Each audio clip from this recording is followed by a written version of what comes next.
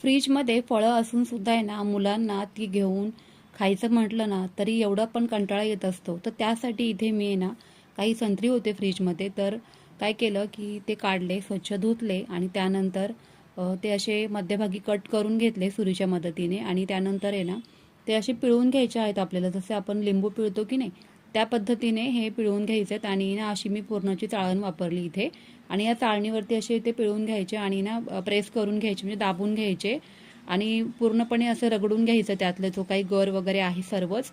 आणि मस्त असा इथे संत्रीचा ज्यूस तयार झालेला आहे. एक ग्लासभर इथे पूर्ण मोठा हा ज्यूस तयार झालेला आहे. आणि मग मुलांना काय होतं ना की अशा आयत्या गोष्टी मिळाल्या ना की फारच त्यांना मज्जा वाटते आणि वेगळं वाटतं काहीतरी.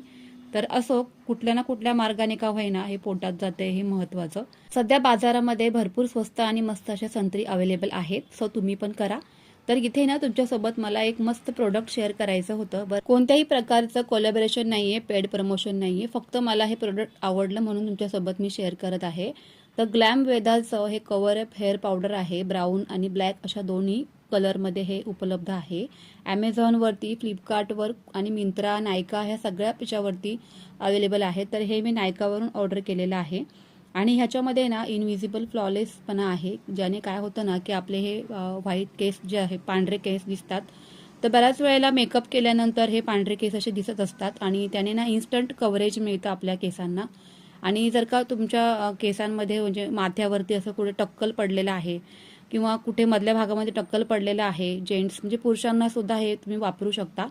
आणि लॉंग लास्टिंग आहे, बराच वेळपर्यंत टिकतं हे.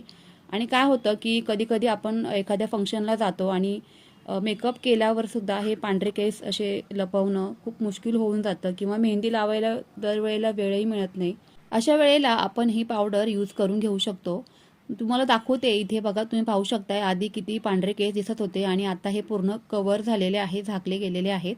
तर खूप छान वाटलं मला हे प्रोडक्ट आणि संध्याकाळपर्यंत हे असंच राहिलेलं आहे, कारण मी संध्याकाळी हा व्हिडिओ रेकॉर्ड केलेला आहे आणि सकाळी शूट केलेलं आहे. तर तुम्हाला इथे मी फरकसुद्धा तुम्हाला दाखवून देते.